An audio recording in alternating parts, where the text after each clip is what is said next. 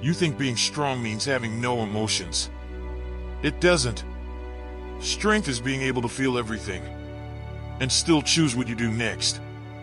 Anger, fear, frustration, jealousy, sadness. These emotions aren't your enemy. They are signals. But a signal is not a command. And if you don't understand the difference, your emotions will start making decisions for you.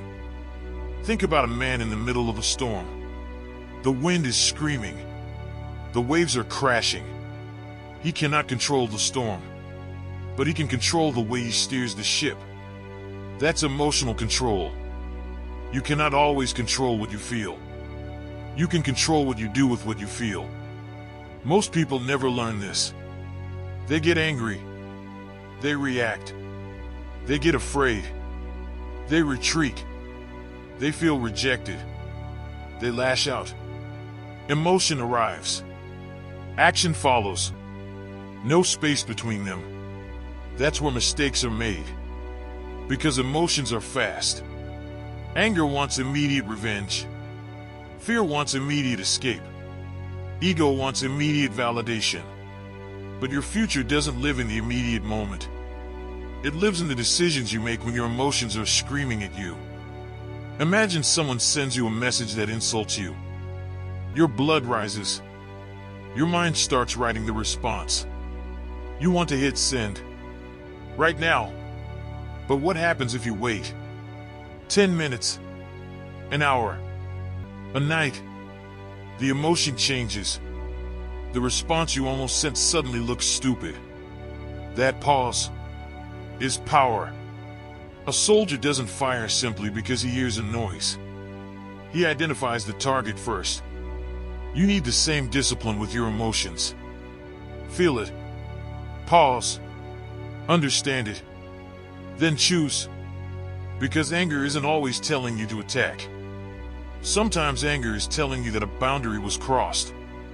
Fear isn't always telling you to run. Sometimes fear is telling you that something matters. Jealousy isn't always about someone else. Sometimes it reveals what you secretly want. Sadness isn't weakness. Sometimes it's evidence that something mattered deeply. Your emotions contain information. Learn to read them. Instead of saying, "I'm angry," ask, "What exactly am I angry about?" Instead of saying, "I'm afraid," ask, "What am I afraid will happen?" The question creates distance, and distance creates control. You stop being trapped inside the emotion. You become the observer. And when you can observe your emotions, you don't have to obey them. But suppressing emotions isn't strength either. Burying anger doesn't make it disappear. Ignoring fear doesn't make you fearless. Pretending you don't care doesn't make you stronger. What you bury eventually finds another way out. Real strength isn't pretending the fire isn't there. It's learning how to control the fire. A controlled fire can heat a home. An uncontrolled fire can destroy it. Your emotions are the same.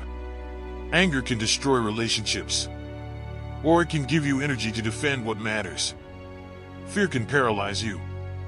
Or sharpen your awareness. Frustration can make you quit. Or reveal that your approach isn't working. The emotion itself isn't always the problem. The problem is what you do with it. So stop asking, "How do I get rid of this feeling?" Ask, "How can I use this feeling?" Think about an athlete before a major competition. His heart is racing. His hands are shaking.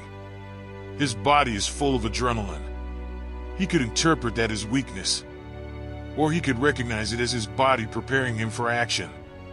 The same sensation can mean different things depending on the story you tell yourself.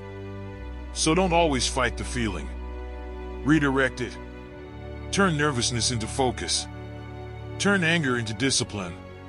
Turn disappointment into learning. Turn fear into preparation. Turn pain into purpose. You don't need to eliminate the fire. You need to learn how to aim it. And never make permanent decisions during temporary emotional states. Don't destroy a relationship in 5 minutes of anger. Don't quit your dream during one terrible night. Don't decide your future while drowning in fear. Emotions change. What feels permanent at midnight can feel completely different in the morning. Give yourself time. Step away. Breathe. Walk. Think. Then decide. Sometimes the strongest thing you can do is nothing. For a moment. Silence gives your mind room to catch up with your emotions. And when you create that space, you regain choice. That choice is freedom. You will still feel anger. You will still feel fear. You will still get hurt. The goal isn't to become emotionless. The goal is to become emotionally intelligent. To know what you're feeling, why you're feeling it, and what response serves you best.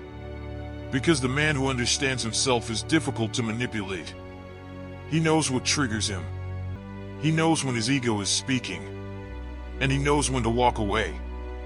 Real strength is having control over yourself when the situation is trying to control you. So the next time anger rises, pause. The next time fear appears, listen. The next time jealousy burns, learn. The next time sadness arrives, allow yourself to feel it. Then ask, what is this emotion trying to tell me? Your emotions are messengers. Listen to the message. But don't give the messenger control of the kingdom. You are still holding the wheel. The storm can rage. The waves can rise. The fire can burn. But you decide where the ship goes. That is emotional strength. You stop reacting. You start responding. You stop being controlled by the moment. You start controlling your direction. And eventually, when life hits you with something that would have destroyed the old version of you, you breathe. You observe. You think. And then you move. Calm. Focused. Deliberate. That's the goal. Not to become a man without emotions. Become a man who knows exactly what to do with them. If this message lit a fire in you, then it's time to act. Drop this in the comments right now. I control my emotions, they do not control me. So that I know you stayed all the way till the end. And you will understand your emotions, control your reactions, and use your feelings as fuel to become stronger.